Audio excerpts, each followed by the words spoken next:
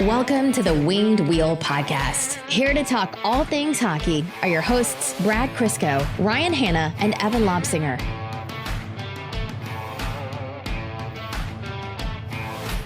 When did we stop doing this in person? Like, when did we stop recording in the studio? 1997. What? No. March? Was it still March, or had we gotten into April yet? I'm gonna say March because ever since my work shut down or was temporarily shut down, we hadn't done it in person, and that was March 20 something. I'm pretty sure. Okay, that's good enough for me. So that is 7 months. For 7 months, I had all of our like in studio recording equipment. For listeners who don't know, we don't actually always record remotely. Like, as much as we're making it work, we actually record in our, well, it's a home studio, but a studio, and it's a whole thing. But regardless, we've been doing this since March. Just the other day, for the first time, I wrapped up all of our mics and stands and recording equipment and camera and everything and put it away. I'm not that surprised. That's a level of lazy I can respect. Oh, I thought you guys might have thought that I was like, just attached to the dream, but you both consider me lazy? Yes, absolutely. I just put away my work backpack that I used at work, and I've been working at home since March 16th. Yeah. I'm like, I'm in the phase of, or the process of putting away clothes right now, but I was halfway through putting away my winter clothes all summer, but I never got around to it. So I didn't even seal the vacuum bags. I just kind of pulled the stuff back out and then put new stuff in there. Yeah. A lot of denial going on in this house. I really thought we'd be back in the studio sooner. Well, when time's irrelevant, it doesn't matter. Yeah. Watch. Now that I've put it away, a vaccine's going to come out tomorrow. 100%. Yeah, that's what the scientists were waiting for. Yeah. Me. Still remote, but still trucking along. Welcome to the Winged Wheel Podcast. Most of us are alive here. I'm Ryan Hanna. Define alive. I'm Brad Crisco. And I'm Evan. I got nothing this week. I'm good. I golfed the past 2 days in a row. It's so cold outside, but shot all right, so I'm good. It's almost November. Yeah, I've got a tournament second weekend in November. I'm scraping frost off my car every morning. Oh yeah, it's cold out there, but you can still play. We cracked freezing the past few nights. Oh yeah, it was like 1 degree yesterday morning when I teed off. You're a lunatic. When do you stop? That last tournament will be the last time I play because the course literally closes that day after the tournament. Will you cry? Well, we're going to have a Viking funeral on one of the ponds out there.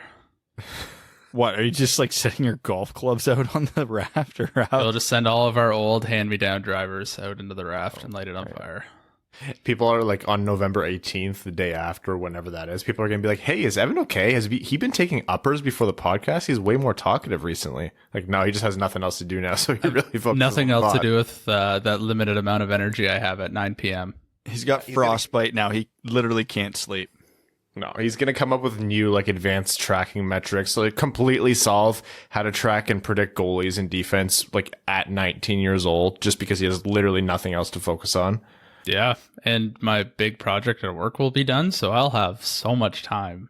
It might actually be a bad thing for me. Oh, I can't imagine it's worse than it is right now, but I'm sure you see it from a different perspective. Yes. If you want to take up babysitting in your downtime, let me know. Regardless, on this episode of the Winged Wheel Podcast, obviously there hasn't been a ton of news, but there has been impactful news regarding the Detroit Red Wings, first and foremost being Tyler Bertuzzi and Steve Yzerman could not come to an agreement prior to his arbitration date, which was today.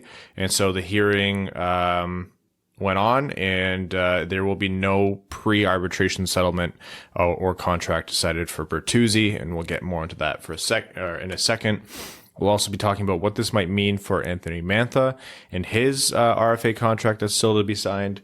We'll be talking about Red Wings overseas, and then just maybe some odds and ends in terms of hockey news. But other than that, we'll be going into overtime. So I might try to predict another hour episode, and I'm sure you guys are looking down at the runtime for this episode. It's like an hour 49 as it usually is, and you're laughing. But a guy can dream. Okay. Honestly, didn't really think we'd be here. Not that I'm concerned, and we'll talk about why, but I really wasn't expecting to reach arbitration, but here we are. Detroit's first arbitration case since Athanasiou, was it? I believe. Did he go to arbitration? He held out, didn't he? Yeah. As Evan looked it up.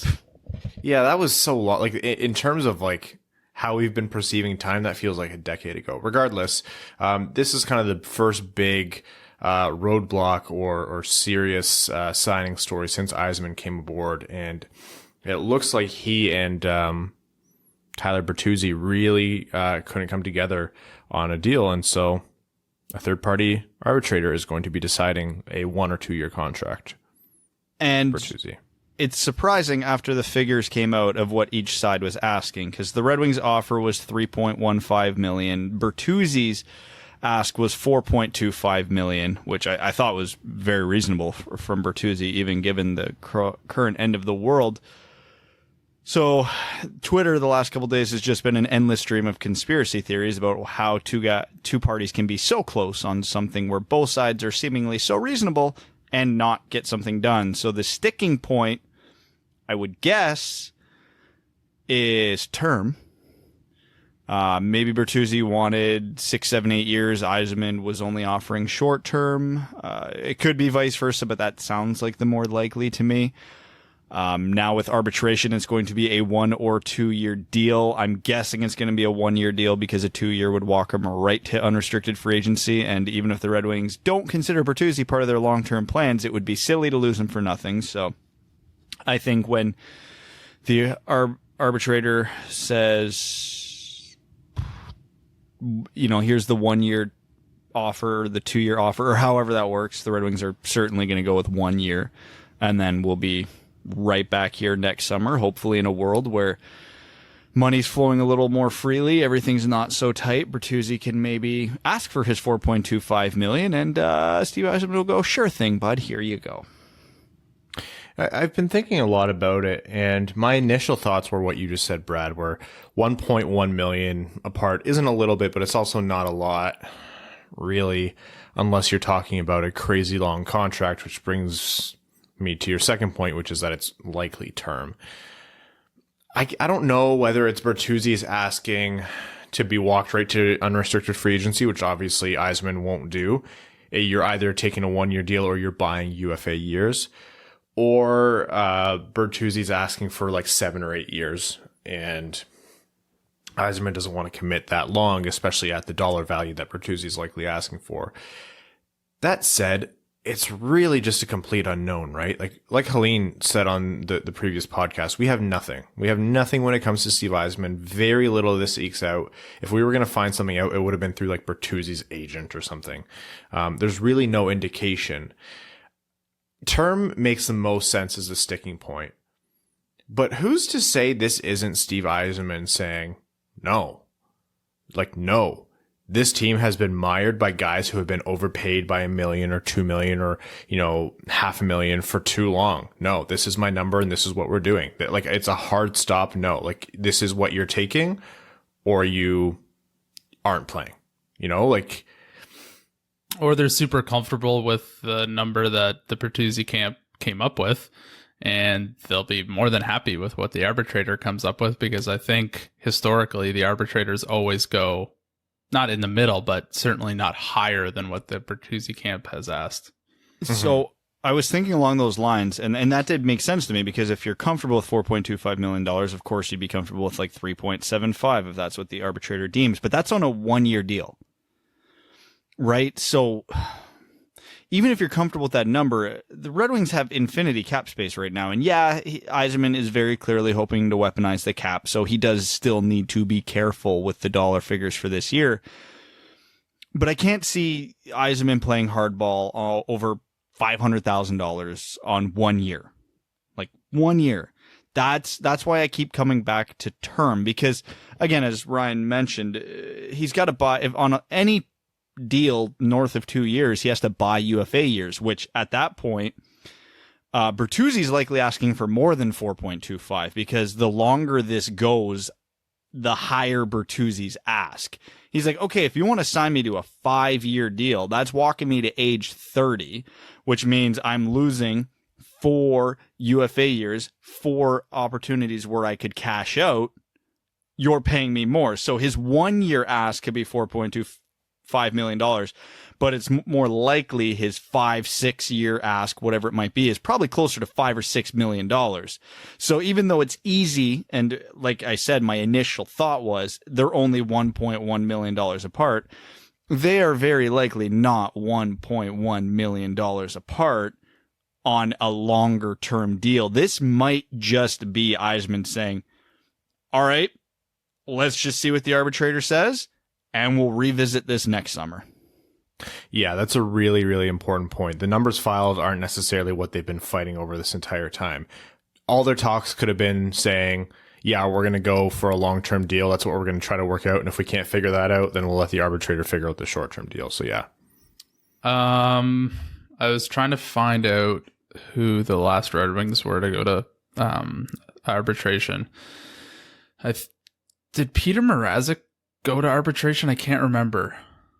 I think that was team filed, though. That sounds familiar. Maybe I should look this up. And I think the one that actually did was Thomas Tatar. I think that was a player filed arbitration. I think. I couldn't really find any details because the internet was basically just flooded with Tyler Bertuzzi articles.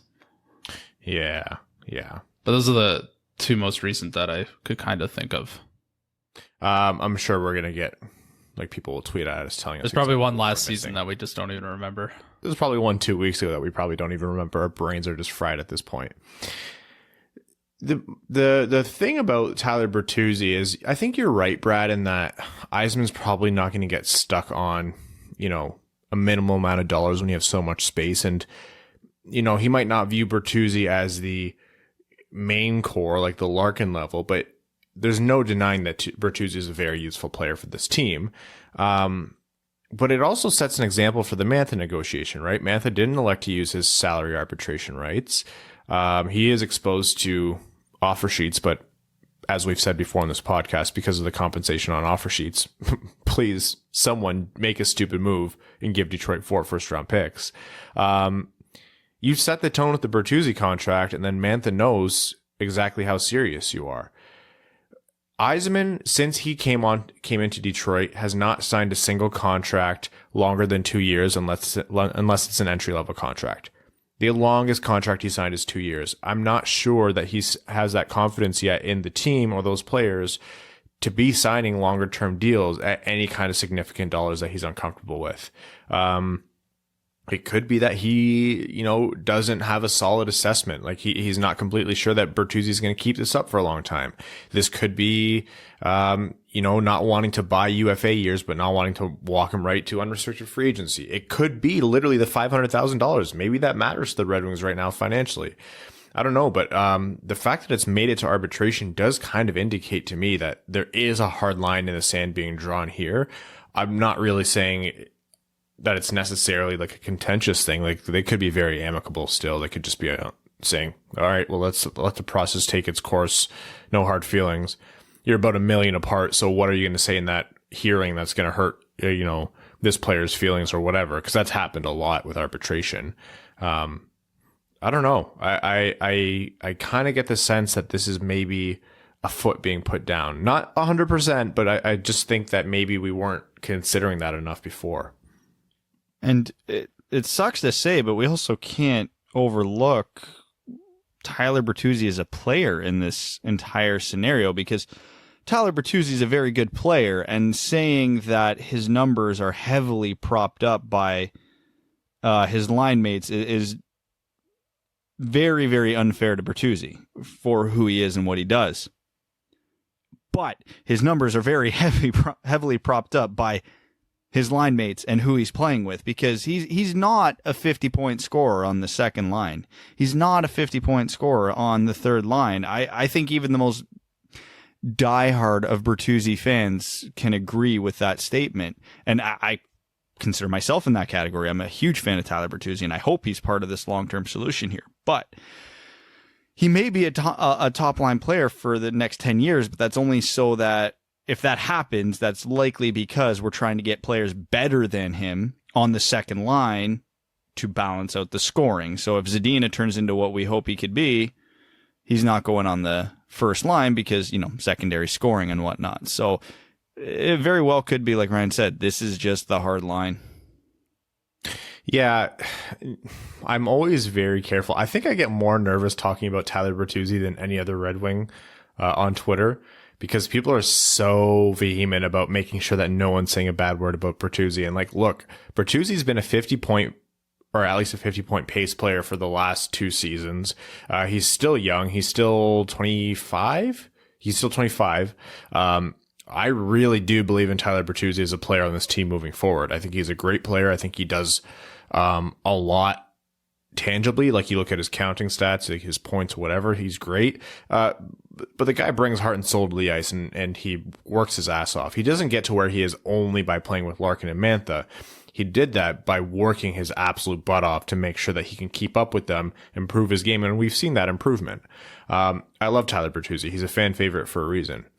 But like Brad said, on an eventual contending team, you want Tyler Bertuzzi to be your 6th or 7th best player at forward, or maybe even lower.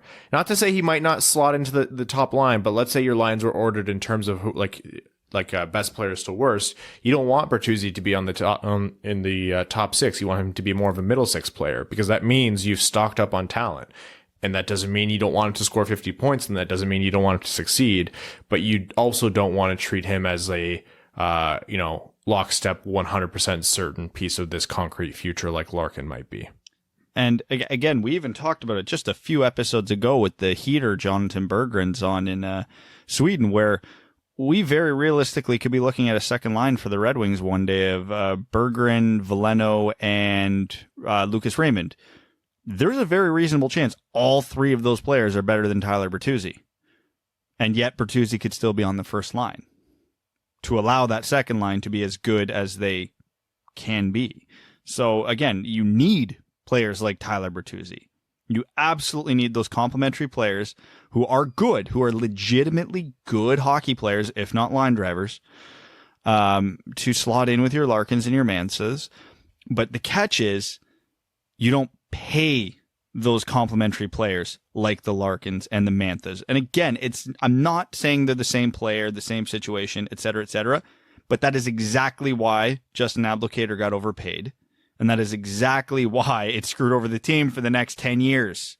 So again, Bertuzzi's younger than Abdelkader was when that contract is signed. Tyler Bertuzzi right now is better than Justin Abdelkader ever was. I'm aware of all of this, but you don't commit mega long-term and mega dollars to players who are not in the, as Ryan said, in the role of the 6 best forwards on your team, even if Tyler Bertuzzi obviously is right now because of where the Red Wings are. Mrazek did file for arbitration. They came to a settlement an hour before the hearing. Athanasiou didn't. Evan was right. He just held out. It's funny because we're talking about, Mantha and Bertuzzi, and you brought up these other wingers. Okay, you have Mantha and Bertuzzi, and then you have Zadina, and to a degree you have Fabry as well, although I don't think it'd be fair to lump Fabry in higher than Bertuzzi. I think at best you have to consider Fabry in the same tier. And then you have Raymond, and then you have Berggren, and then, whoever's coming the next draft. And then you have Brome right now, who's also crushing it over in Europe. Who knows how Evgeny Svechnikov's going to do? Maybe he surprises and moves up even more. The Red Wings, I don't want to say have a glut of wingers who could play in their top 6, but they have a lot of options, and they have a lot of swings at the bat for wingers who could eventually be top 6 forwards. Obviously, center's a little bit thinner, but you can understand the thought of patient roster construction here. again, you don't know what's going to happen. Bertuzzi is going to get a one or 2 year deal. Maybe when the money starts flowing back into hockey next year, then they'll sign the long-term deal. Maybe that another year of 50 to 60 point scoring will ease Yzerman's mind, and then he'll pay Bertuzzi. Who knows? Or maybe, you know what? Maybe it's Bertuzzi who wants the short term and Yzerman insists on only long term. You don't really know. I mean, if I look at how many players in unrestricted free agency are taking 1 year deals right now, Taylor Hall, obviously being the most prevalent example, they're like, there's no money right now. The world's ending. Everything sucks. Let's just kick this can a year down the road and see how much money's floating around next summer. Yeah, man. Raymond, Berggren, Master Simone, just like those guys are there right now. And then if you want to go a little bit deeper down into who might make it, like you go Cross Hannes, you go Soderblom obviously has been doing well if he continues to progress. Niederbach. Well, they'll want him at center, ideally. Although he could flip to wing, same as Veleno. His skating might hinder him at that as much as I'm not sure that'll be an issue, but that could be an issue. Regardless, yeah. So, and for those who don't know, actually, we did talk about it last episode, but it's that the arbitrator can offer a 1 or 2 year deal that the team elects, right? Like they're the ones who choose how they want to sign the player. Yeah, the team, I think, elects for the term, and then the arbitrator picks a number based on the term, I believe. And there's stipulations as to when the team or the player can walk away from the deal. This is a player-elected arbitration, so but it has to be over a certain dollar value, and I don't think it will be because Bertuzzi's filed number is under that threshold. So like Evan mentioned before, usually the arbitrator just comes in down the middle. So he's not exactly going to go in higher than Bertuzzi's number. Are you worried about Anthony Mantha and his deal? No, not really. Because he's still got 2 years to UFA, there's always that, like I said, 1 year, kick the can down the road. Yzerman's not going to walk into unrestricted free agency. Again, the worst case scenario for Mantha right now is an offer sheet. And Mantha's good, but what it would likely cost another team to lose Mantha, the Red Wings are going to get very heavily compensated for losing him. So there's really no bad scenario here unless the Red Wings piss Mantha off so damn much. He's just like, I'm just going to hold out then.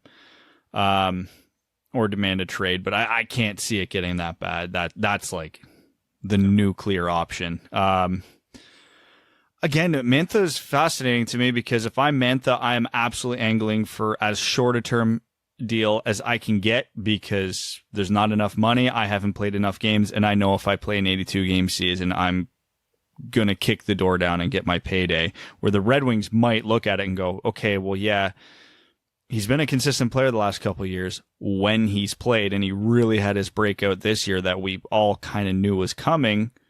Let's see if we can get him locked in long term now that he's cheap, that the salary cap is low, that there's not a lot of money going around. So yeah, even though things might be tight for the next 2 years, if you got Anthony Mantha for $6 million 4 years from now, that's going to be a bargain. So that's the thing with Mantha is there is way more options in terms of how this could go and what the team and the player would want. With Bertuzzi, there's options, but it's what makes sense is more limited, if that makes sense. With Mantha, any term of deal could make some sense except for 2 years. And based on that term, that dollar figure for Mantha in my mind could be anywhere from 6 to 8.5 million. So I don't know. I think when Mantha said back before everything shut down that his contract negotiations were complicated, I believe him. I really do truly believe that statement. Well, yeah, they inherently were. Sorry, my notes loaded in the middle of this. So just to kind of clarify, it wasn't clear before. The arbitration award obviously will be 1 or 2 year in length. The party that didn't elect for arbitration, so in this case, Bertuzzi elected for arbitration, which means the Red Wings are the ones, they control the term. So they get to say 1 or 2 years. And when I mentioned about Bertuzzi walking away based on a number, it's actually the club. So the Red Wings can walk away if the arbitration ruling is roughly 4.53 or greater for a 1 or 2 year term. They can walk away from the salary for the 1 year term, or they can walk away for the second year if it's a 2 year term. But regardless, the Red Wings hold the cards here in terms of walking away. That's not likely to be the case. And when I asked Brad about whether he's worried about Mantha, I think the implication there is that I don't know if any of us are worried about Bertuzzi. Like, you alluded to this, Brad. The number that they're going to come up with now that it's definitely going to be an arbitration ruling is going to be a perfectly fine number. Like, when those two filings got released, like what the Red Wings wanted to offer and what Bertuzzi wanted, the reaction from everyone was, oh, well, that's not bad at all. I thought Bertuzzi was going to be asking for like 5.5 or 6. So on a 1 or 2 year deal, like, yeah, that's totally fine. Or obviously 1 year deal. I still think Bertuzzi's asking 5.5 or 6. I just don't think that's on a 1 year deal. No. And so the outcome here is that, yeah, this might be uncomfortable for Red Wings fans. And yeah, we might have to be talking about it a lot, but don't confuse us covering this and really talking about it and picking it apart as being concerned or having any reason to panic. Whether or not you're a big fan of Tyler Bertuzzi, or you're one of the minority who, and I'm not saying necessarily you're wrong, but you're one of the minority who don't really believe in him long term, this ruling, is like you said, Brad, kicks the can down the road. It gives the team a lot of options, and it gives Bertuzzi a lot of options. If he's betting on himself, then great. If the Red Wings just need a year to either assess him further or get their finances in order, that's fine. There's no real terrible outcome here. So it's interesting, but no cause for concern. And one thing I don't know if we mentioned specifically, we talked about how Bertuzzi might want to kick the can down the road. The fact that this is arbitration, this means definitively 100% that this is kicking the can down the road, because the Red Wings can no longer negotiate a deal with him. It's whatever the arbitrator deems for 1 or 2 years. I'm assuming the Red Wings will pick 1 year. So this is 99.9% going to be a 1 year deal. It's a 0.1% chance it could be a 2 year deal. Those are the options. Item's going to come in as a wild card. Walk into UFA status, Bert. Just to prove Brad wrong. And then with Mantha, yeah, complicated is the only way you can put it. You have a guy who has a world of talent, but has not had enough healthy games in a row to display it. He's at that perfect awkward age where he has a lot of good years left, but is it enough good years to be giving him a 7 or an 8 year deal?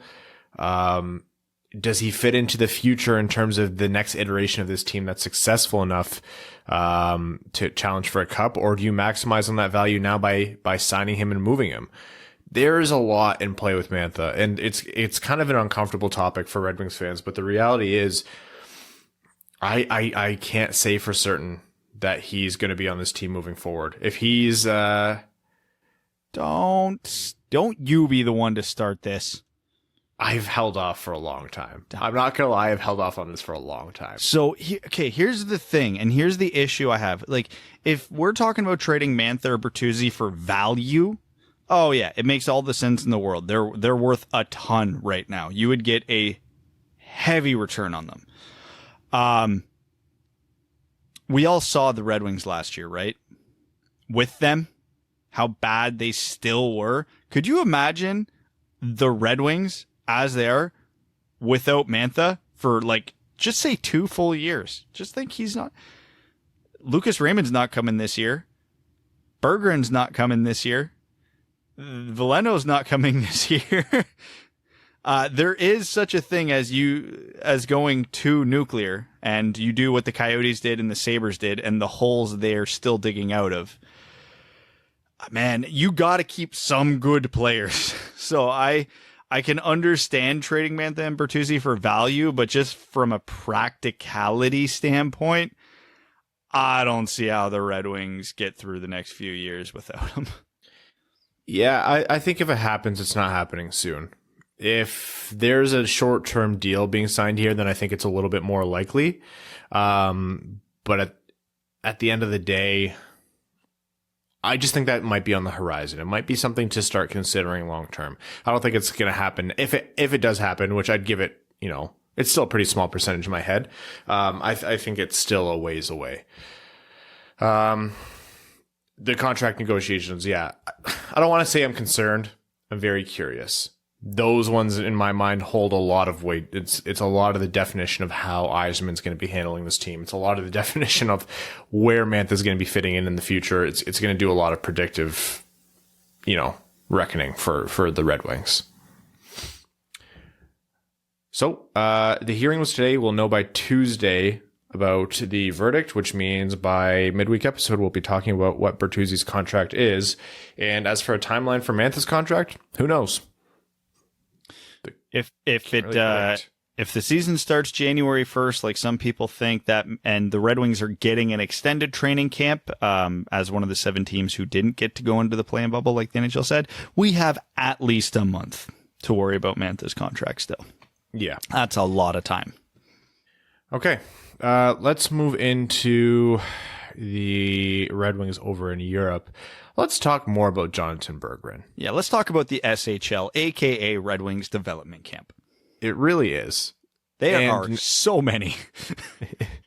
You really can't, like, when SHL games are happening, I have not had like a batch of SHL games that I was just like mildly tracking, and not come away extremely happy. Because there's so many Red Wings prospects playing. I've downloaded the Swedish hockey app, and I'm now getting notifications for Malmo, Frölunda, and Rögle. Yeah. I'm speaking of which, Frölunda played Rögle, and if you told me those 2 teams were playing each other and Jonatan Berggren and Mo Seider would combine for 5 points, I'm not sure I would have believed you. I mean, if you asked a week ago, I would have believed you. Yeah, that's fair. I would have assumed all 5 were Berggren, though. I would have chalked that up as more likely than Seider getting a goal and an assist, and then Berggren putting up 3 assists. There's an important point to Berggren, which is that this isn't a guy who's, breaking through some ceiling that he's never broken through before, and he's tapping this unknown talent, and what a surprise. This is a guy displaying the talent and the ability that he's kind of always had. It's the reason why he was picked 33rd overall. He was picked 3 picks after Joe Veleno, just to kind of give context as to where the Red Wings picked him. Yeah, he was technically a 2nd-round pick, but he's really just as much a 1st-round pick as Joe Veleno was, or Joe Veleno is really just as much a 2nd-round pick as Berggren was. Like, those guys were drafted in the same lump. So he's always had this ability, which is why we were so excited when they picked him. He was in our mind a 1st-round talent. So this isn't a guy who's busting onto the scene Elias Pettersson style and is just going to tear up the NHL for 100 points. But for a guy to miss as much time due to injury as he did, to come back and do this, it really makes you start to put him back into this guy's projection as a top 6 winger for Detroit, and anything less would be a disappointment. Right. Absolutely. The really exciting thing about Berggren, obviously him reaching his ceiling is still the most exciting thing, is what he's becoming as a player, not necessarily how good he is. He's 2nd in SHL scoring, despite getting or 3rd in SHL scoring, despite getting 10 less minutes per game than the players in front of him. But he's got 2 goals and 14 assists. And I think we've all been banging the Red Wings have no playmakers drum for a few years now. And all of a sudden, Jonatan Berggren might be one of the best playmakers in the world, not currently playing in the NHL. He's tied for the lead in assists in the SHL as a 20-year-old coming off 2 devastating injuries. So if we're looking for someone to tee up the Anthony Manthas and the Philip Zadinas of the world, obviously Lucas Raymond's a great bet to be one of those guys. Jonatan Berggren's looking like a pretty good bet to be the other one. My concern here is all of a sudden we have too many half-wall options on the power play. So who are we cutting? It's that age-old thing where like you're completely starved for one aspect of the game for so long, and the moment you have like one more than you think you need, you're like, oh, too many, let's trade one away. But then you forget that like with prospects, you need like twice as many as you think you do. So the ones that don't hit fall away and your team doesn't suffer for it. But no, the playmaking is totally right. Jonatan Berggren, I'm sure you've all seen the clip by now. If you haven't, go, we retweeted it on the podcast Twitter account. One of me or Brad tweeted it. Or maybe Evan. Absolutely not. Jonatan Berggren at crashing the net caught an errant pass. It was a bad pass in his skates. What did he do? He angled and pushed his skate in a way that just passed the puck back tic-tac-toe style for his line mate to bury the goal. Are you kidding me? I looked at that. I'm like, it's so obvious that he did that on purpose, but it's such an unbelievable play for a guy who was not even on the ice, however many months ago to make, that it was like, you would think that this is a different prospect right now. I'm genuinely excited by Jonatan Berggren, and I'm trying not to do that thing where we get people too hyped up and all of a sudden they're talking about Jonatan Berggren, first line winger, Hart candidate. But still, Jonatan Berggren is like reestablishing a prospect that a lot of us, whether or not we were saying it out loud, thought maybe we lost this guy to injuries. Pretty much where McIsaac is right now. Like, he's in this big, uncertain, shaky zone where we don't know if he's going to pan out as a prospect because of so many repetitive season-ending injuries. Yeah, I don't know, man. Watching Jonatan Berggren right now is electric. So to do the exact opposite of Ryan and overhype the hell out of everything, I'm going to ask a hypothetical question here. If we have two elite playmaking left wingers in Lucas Raymond and Jonatan Berggren, which one feeds Zadina and which one feeds Mantha? We need to figure out the chemistry now. Yes, the answer is yes.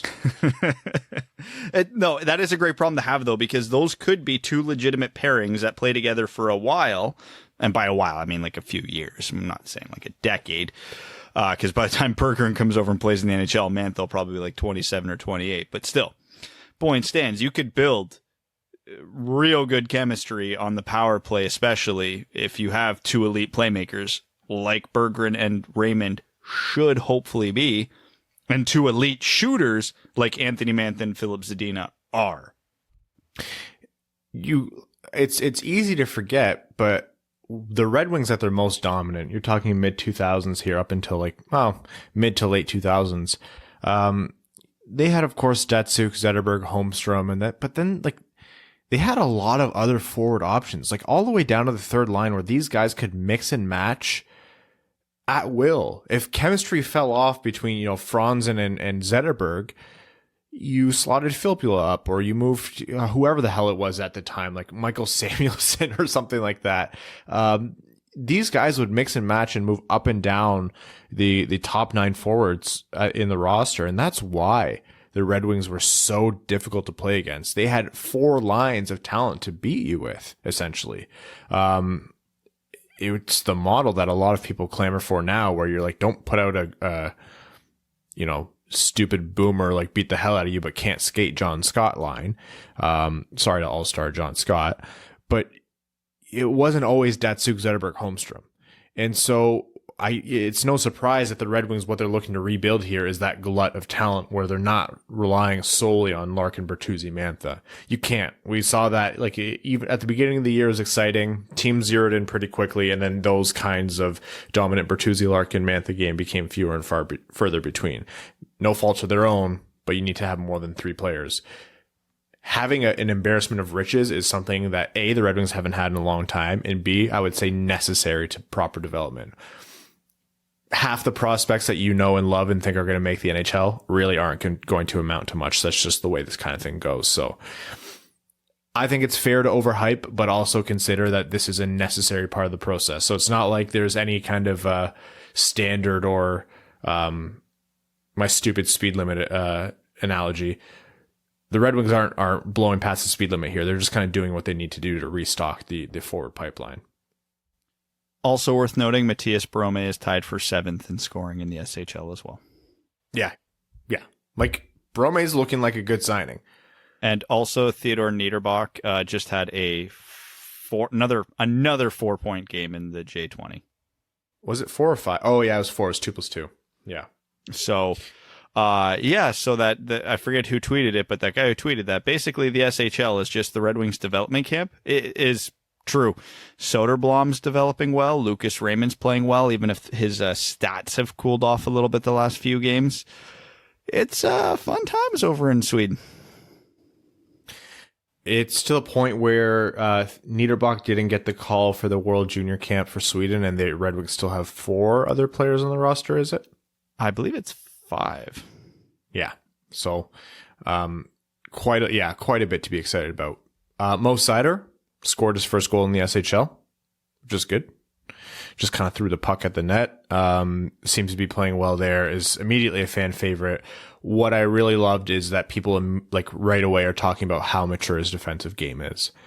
And I don't like using the word special for players because I think it's a little bit overused, and it does that thing that, you know, we just joked about not doing with you guys, which is overhyping, and getting people too excited about a guy. But defensemen in general don't mature defensively completely for a little while. They need quite a few games to kind of get up to NHL speed, defend in a way that's, you know, solid and reliable, and, you know, revolves around smart decision making, which is 80% of defense.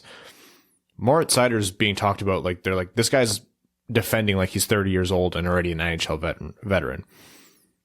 In my mind, that is the best possible scenario for Moritz Seider, because if his defending's already that good and he still has room to grow offensively, special might not be too crazy of a word to use for him. In a perfect world, that's exactly what'll happen. And if he does develop any semblance of an offensive game, oh man, doesn't even need to be that good, right? Like he doesn't need to blow the barn doors off. He just needs to every once in a while be able to throw the puck at the net and it goes in, or just make the right outlet pass, or, you know, move the puck on the power play as needed. Yeah, pretty much. If he can get to be a 30-40 point scorer, we're talking about a guy who's probably going to be a top 20 defenseman in the league just because of the strength of his defensive game. Oh, if Moritz Seider ends up being a 30-40 point scorer and his defensive game pans out as it is so far and as he was drafted for, that is I will go on record as saying I've never been more wrong about a pick than not wanting Moritz Seider originally at 6 overall.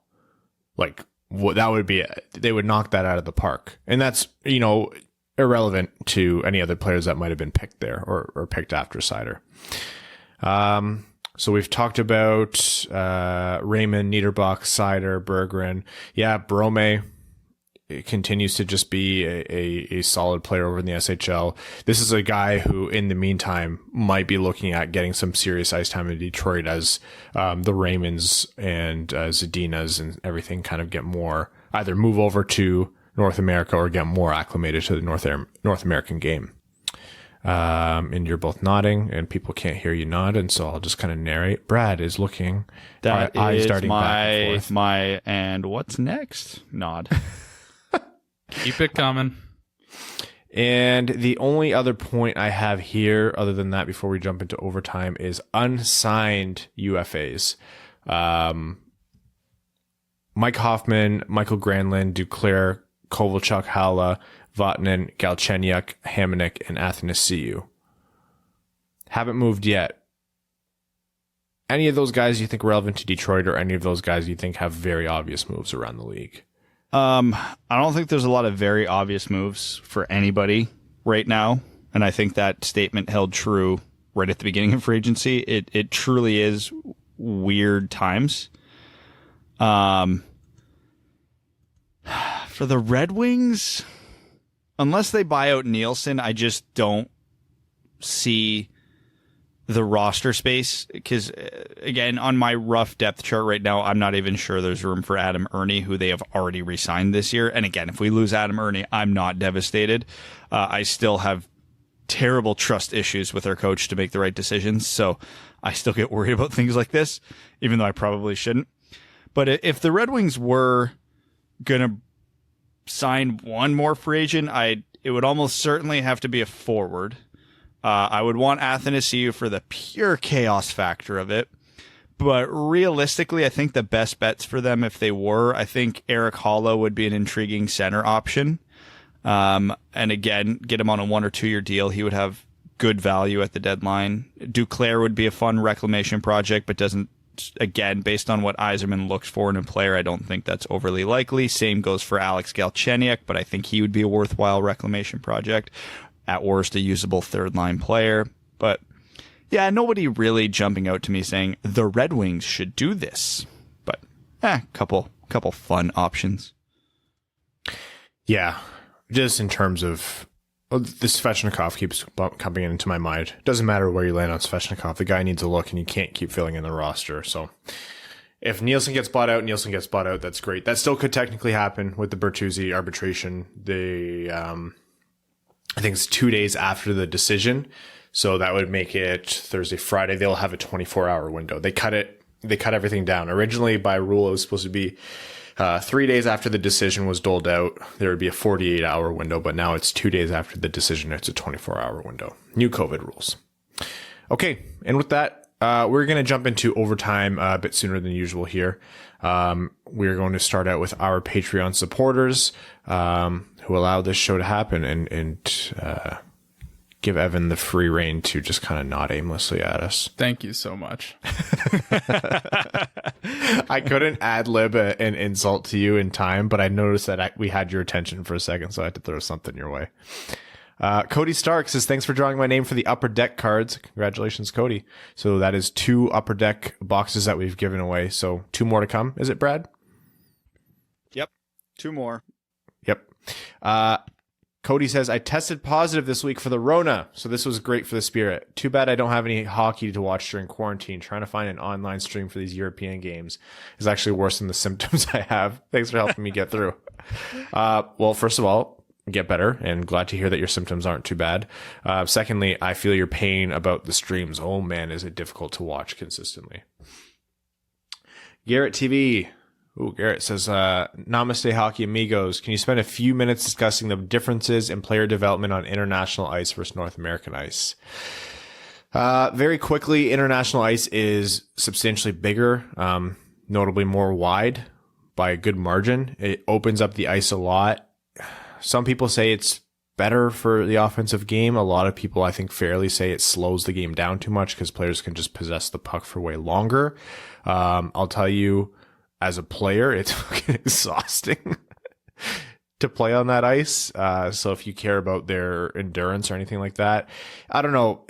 I think it's not like growing and developing on European ice is no good. Obviously not. There's a lot of the best hockey players in the world grew up on that ice, but to adjust to the North American game, you have to realize you're not going to get the same kind of space and time that you get on European or international ice. And that's the big difference for me. That is all the difference for me, and the only difference for me is how quickly things happen, because on North American ice, you get the puck and someone is on you. It's not a matter of, oh, I got time to, turn, go for a bit of a skate and make a decision. It's no, they're there, be ready, process the play quickly and move on. That's why there's more offense, because things happen so quickly, there's more chances, there's more opportunity, and when things happen that quickly, there's more mistakes, and mistakes lead to chances. So, yeah, it's basically slowing the game down for you in Europe. And that's not a bad thing. Some guys need that time to develop. It's fine. But when people talk about, oh, I don't know how this guy's game is going to translate to North America, that is why.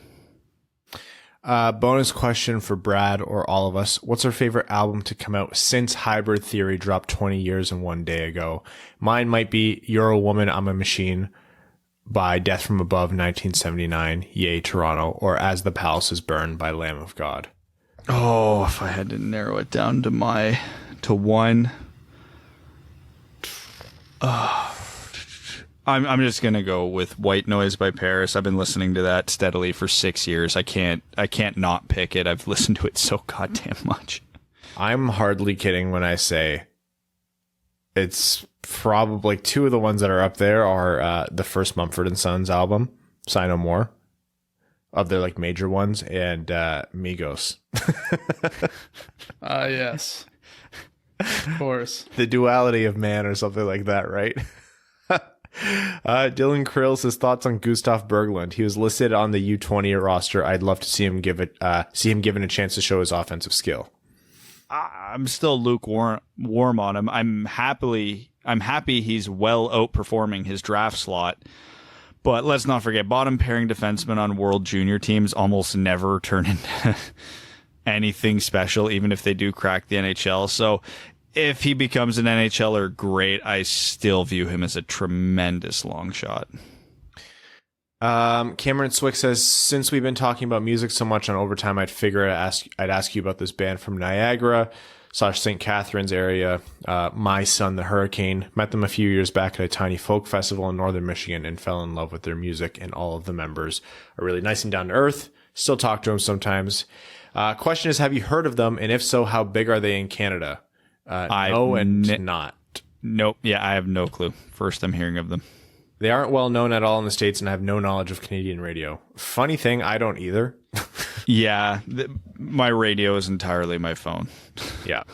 If you haven't heard of them, I highly recommend it. It's like No Doubt meets Rage Against the Machine. Okay, that actually sounds super enticing. Yeah, I'm into that. Thomas Chase says, hey guys, I've listened to the podcast over the past 5 years. It's been a tremendous outlet for me to keep my mind off school. Now that I am graduating at the end of the semester, I figured it would be a good time for me to prepay you guys for all the long days you've helped me through. Thomas, welcome and congrats on graduation.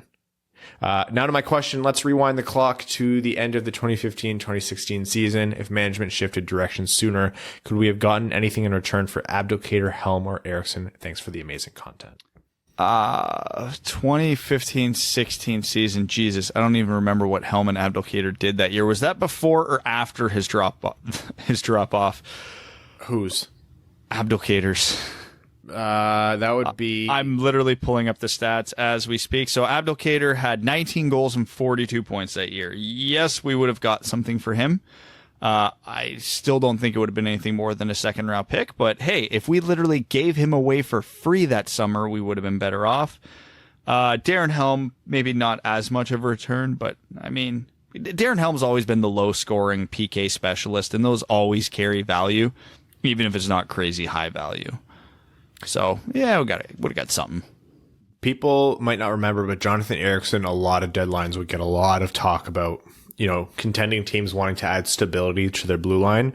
Jonathan Eriksson's name would come up. Not in a serious way, and of course he had the no-move clauses and everything like that, so it made it kind of a moot point, but I think all three of those guys could have had returns if moved sooner. Joe Falzone says, can Niederbach be loaned to a team in the Allsvenskan? Neither Frölunda team is really a fit. Possibly, but I can't see Frölunda just giving away a player. Lars, the prophet of the towering behemoth, says Bradley Crisco, the fifth Swede in the U20 squad, was Elmer the Titan Soderblom. Forgetting our future first-line center is a lapse of such proportions it dwarfs previous transgressions, such as lauding Madison Bowie as the second coming of Paul Coffey. Speaking of Lord Soderblom, did you see his two amazing shifts that were floating around in the more glorious parts of the hockey Twitterverse? His duel with Rangers hot prospect Niels Lundqvist was nothing short of amazing. Elmer doesn't skate, he walks on water, and on top of that, he stick handles like Master Shifu. As for Soderblom and Niederbach being stuck in limbo on a stacked Frölunda team and being too good for the U20s is because the Allsvenskan teams are stacking up with NHLers and AHLers, not good for our kids development-wise. That's all I got for this time. Stay safe, and remember, at the end of all of this, we all get to enjoy some wings, wings and pizza, although I didn't say pizza last time. Is Lars turning Elmer Soderblom into European Mitch Callahan? Yeah. I feel like this is European Mitch Callahan.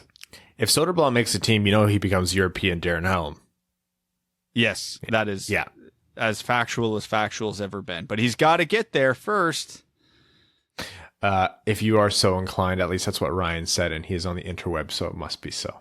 Michael Barry says, Scouching put out his rankings and has Luke Hughes as number 1 overall. He had Quinn Hughes as his second-rated defenseman a few years ago behind Dahlin. What should we look for when drafting a defenseman in scouting? Skill. Well, yeah, the Hughes thing kind of changed my mind. For a while, I almost separated prospect scouting defensive prospect scouting from offensive. With offensive players, I look for a lot of skills, and for defensive players, I would look too much for complete players, when really you should be doing the same. High-end, game-breaking skill. Figure out the rest when they get here. For the Red Wings specifically, see if they can do it on the left side. C-Nods says, Brad, it's not a phase, punk forever. I used to be a radio DJ and got to interview a few of the new era of punk bands, Real Friends, Neck Deep, With Con. Anyways, holy hell is Stevie being frugal. Bert's number was about what I think he deserves. I'm sure it'll be worked out, but does the difference in number concern you with how Mantha's contract negotiations are going? Yeah, I love when I predict questions. Also, your weekly reminder that Berggren is still over a point per game with a 3-point game yesterday. Have a good week and never stop listening to punk. Speaking of punk, Pup is a great popular but great punk band that's out right now. I really like them. Who? Pup, P-U-P. That's popular? Yeah. Never heard Popular? of them. Nice. You've never heard of them? Nope. I really like them. I'll send you the album. Joe Delia says, "Sup guys, I saw an old ad about Fedorov making a Chicago goalie quit and started working at a burger shop, and I got to thinking, I honestly can't answer this. Who is better, Datsuk or Fedorov? Quick, dumb one this weekend. Thanks, guys." Oh.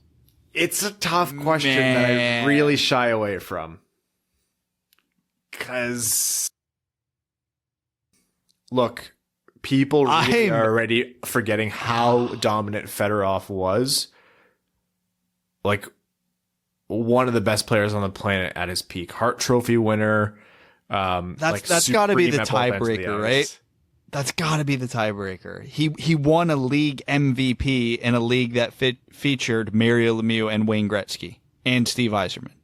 Yeah.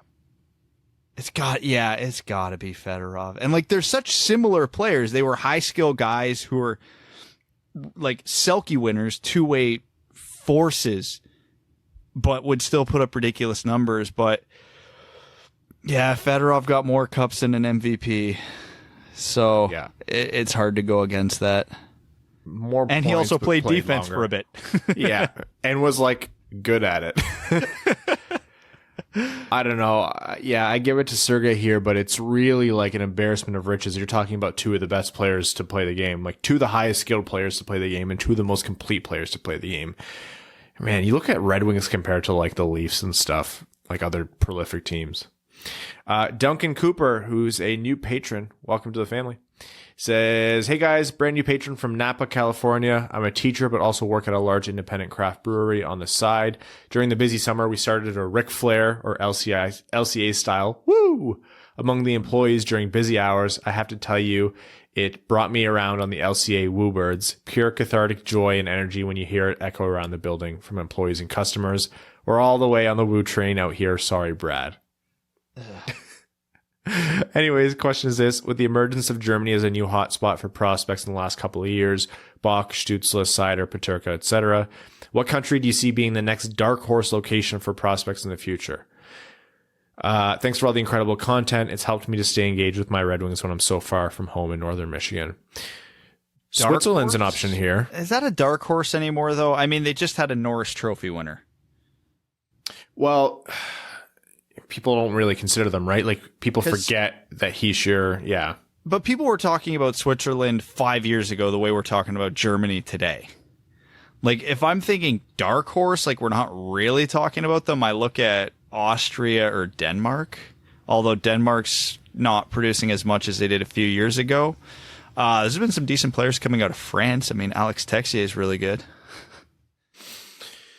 Yeah, that's fair, but I don't really know about their program enough where I would put it on like Germany's level or anything like that. I'm going to say Switzerland because a lot of people wouldn't think about Switzerland, even though you're right, it's kind of a cheating answer. They're always kind of like the 8th or 12th team in a tournament, and they have been. Ryan Hanna Brand, I'm going to just say it, wings and pussy, because I said it last episode. You better believe we won't forget this. Seider got his first goal, so that's sweet. When you're hungry, don't forget about your local Ryan Hanna's wings and, I'm not saying that, pizza. It satisfies the urge. This is funnier than Tree Bucket, so congrats, Brad, you're left off the hook. If you could have one veteran join the roster, who would you choose? My capital bias would love to see an old Ovi or Backstrom sign with Detroit in the future. I mean, yeah. Like one veteran? Yeah. Like how long? Like, are we talking for this upcoming season, or what's the timeline? How long till we can consider McDavid? Yeah, like 18 years. Like a realistic veteran within the next couple of years. I gotta go with my favorite player in the NHL over the last 10 years who doesn't play for the Red Wings, and I would love to see Erik Karlsson in a Red Wings jersey. Oh, that'd be fun. At his current contract, no, but like just from pure, give me Erik Karlsson in a Red Wings jersey. Haroon Khan says, what a win by the Lions in the choke bowl. How are you feeling, Ryan? Let me tell you, I watched that and I didn't even move. Like, I don't like, I'm not super into football games physically like I am with hockey games. Not that I don't care, but I just know what to expect with the Lions. And I saw what happened and I went, huh. I was like, huh, yeah, kind of surprised. Brad, your Bills won today. We should acknowledge that. They did so in unique fashion. They Jets. They punted the ball 0 times, did not score a touchdown, and won the game. RC10T says, how did he mess up wings and pizza? Gotta say, he gave me a pretty good laugh. I'm really starting to believe Berggren has a good chance at being a top 6 forward. The plays he's making are making him look like an elite SHLer. My hopes are super high on him right now. Well, this is the episode for you. Time for some Reddit questions. Jas0070 says, thanks for everything you guys do. I promised myself after I graduate college and get big boy money, I'll become a patron. Thank you for just tuning in, Jas. The support means a lot. Question is, if each NHL had an all-time team, would the Red Wings be the best? The only others I think could contend are the Bruins, Blues, Habs, and maybe Edmonton. Stay safe, guys. Sorry, like, are we talking single season all-time team or like all-time team? Like all players considered. I think it would be hard to top the Oilers because of Gretzky, Messier, Curry, Coffey, McDavid. Although Detroit and the Habs are also there, right? They're there. The Habs and the Red Wings have the goaltending that the Oilers do not. They have the defense that the Oilers do not. But what they don't have is a Gretzky. No, but you might have a Gretzky, but if you have an Yzerman and a Howe and a... You know what? I hate to say it, Pittsburgh's there too. Crosby, Lemieux, Coffey. Are you running 4 lines, though, with that team? Oh, are we talking 4 lines? Yeah, no. Yeah, I'm talking full team. Yeah, Pittsburgh's out then. Edmonton might even be out at that point. I would bring this down to Detroit and the Habs. In terms of like if we're going 4 full lines, yeah, those are the 2. I think Montreal probably takes it. The Red Wings can compete with the top end of Montreal pretty comfortably. Like you put Howe, Yzerman, Fedorov against Beliveau, Richard. It's pretty comparable. But man, Montreal just had decades upon decades of dominance. I think Montreal will be very hard pressed to beat. What do you think, Evan? Or do you think neither of those? I honestly wasn't really listening at this point because my brain is completely shut off. But I mean, you guys named every single like amazing team from the most recent few eras of hockey. So I'm sure once again I would just repeat whatever you said. In terms of all-time teams, if you had to make all-time teams, which franchise would have the best? You're talking 4 lines deep, like a full squad. Like of all the players who played on their team? Yeah. Oh, man. Edmonton jumps out immediately to me, but you got to think Montreal would be up there, too, with the number of cups they won. It has to be an original 6 team, right? Yeah, there's no way it's not. I mean, Pittsburgh and Edmonton are giving it a try for not being original 6 teams. Yeah, I would. Oh, yeah, Edmonton's not. I always consider them. Yeah, Edmonton would definitely be in there. Pittsburgh would be an honorable mention. I'll just say Montreal. Are we selling Boston short?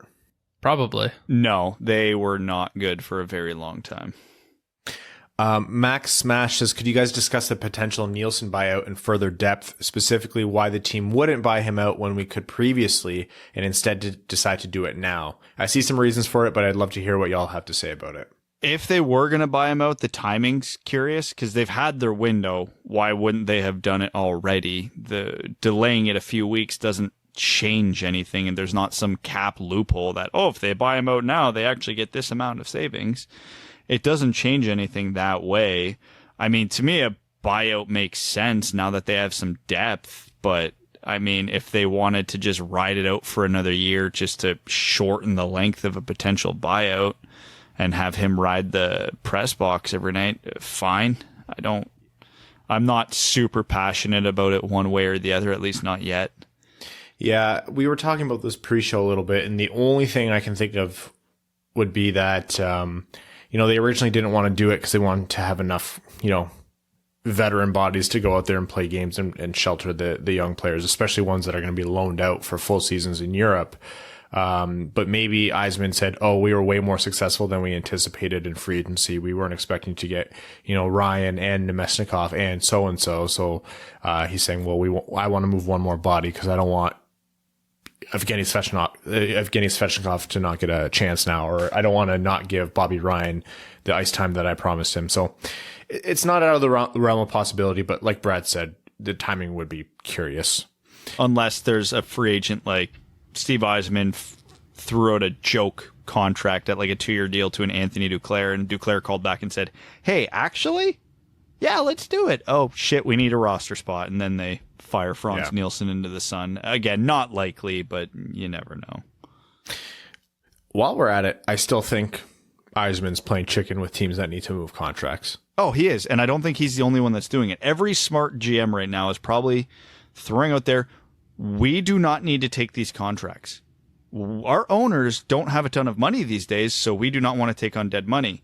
Here is our ridiculous ask to take on this contract, and we're not budging off of that. If you find another team that beats it, great, send them there, but this is our thing. And I really do think that every team that's in a position to take on a dead contract is doing that right now. Steve Yzerman could be sitting there and going, you want us to take on however many years of your bad contract? 2 first-round picks and your third best prospect. Yeah. And the GM's probably like, you're crazy. And then Steve goes, okay. Then we're nuts. Okay, then we're just not going to take on that bad contract. Oh, no. And it looks like we got one more comment here in under the wire, and I don't want to miss it. So just going to pull that one up before wrapping up the episode. It's from Jonathan Pennick, who says, gents, I started listening about a couple months ago, and now I'm a Patreon member. Jonathan, wow, thank you, and welcome to the Dub family. He says, glad to support y'all. Anyways, I'm interested to hear your general thoughts on Timashov and his potential value for the team if signed. His energy and skills seem to stick out in the few games I caught of him last year. I'd like Timashov. I think the second he went on waivers, I tweeted this would be a good pickup for the Wings. So I was glad to see we claimed him. He's got high skill, not the highest hockey IQ in the world, which is why a guy with his skill isn't putting up more points. But he's a good depth option. He's an ideal third, fourth line option. If everything goes well for him, he could put up 30 points a year in a depth role, playing 12, 14 minutes a night. I don't expect him to ever be anything special. I know he won't, but you need depth players like that can contribute, and he absolutely can be that guy. I would much rather, and I know I've said this ad nauseum over the years, but now I can be specific. I would much rather have guys like Dmytro Timashov in the lineup than Adam Ernie. I want guys with at least some offensive upside who are capable defensively versus guys who are good defensively but are a black hole in the other end of the rink. Yeah, and as much as I might go to bat and stand up for guys who are really good defensively a lot, the way the game is trending and the way the numbers look, it's better to have a player who's good offensively and has defensive deficiencies rather than really good defensively but can't do jack shit in the offensive zone. So unfortunately for everyone involved, Brad has a point. And on that note, we're going to wrap up this episode of the Winged Wheel podcast. We will be back with you midweek to talk about the Bertuzzi contract that will have come around by then. We'd like to thank everyone for listening, for everyone tweeting and sending emails and everything. I'm sorry there's been a little bit of a radio silence. Post-draft time is really just our kind of time to recover. So you might see us wind back up a little bit soon, but for sure right now we're all just getting our sleep back in. But you guys are sleeping? Yeah, I was about to say, who's getting their sleep? Well, Evan, you're still in control of your tea times. You know that, right? Yeah, and they get later and later in the day right now, so it actually works out perfectly. Before Evan gets too excited, we'd like to thank all of our name level sponsors: Terry, R.A., Brendan Lee, Zach Spring, Citizen High Five, Arjun Shanker, Cody Stark, Greach, Jeremiah Dobo, Jake Kiefer, Ryan Hanna, Brand of Wings, and Andrew Bohan, Scott Martin, Jacob Turner, Matt McKay, Craig Kibble, Brandon M., Matthew M. Rice, Luke Johnson, Kalen Wood, Hassam Al-Qassem, Charlie Elkins, Hana Lee, another former junior goalie turned golfer, Trevor Pevavar, Evans Bingo Card, Michael El Sante, Ashley Van Conant, Connor Leighton, Matthew Keeler, Rob Rasso, Simon Anderson, Stay Fresh Cheese Bags, Fournier Company, Antonio Gracias, John Evans, Quaz, and Stan Olson. Thank you all so much, and we will see you soon. Thanks for tuning in to the Winged Wheel Podcast. Be sure to check out wingedwheelpodcast.com, where you can subscribe to the show on iTunes, Spotify, or wherever you get your podcasts. You'll also find links to other ways to support the show, such as Patreon, official podcast apparel, and more. And don't forget to follow the show on Twitter at Winged Wheel Pod. And of course, the hosts at Brad Crisco, at Ryan Hanna WWP, and at Hockey Town Evan.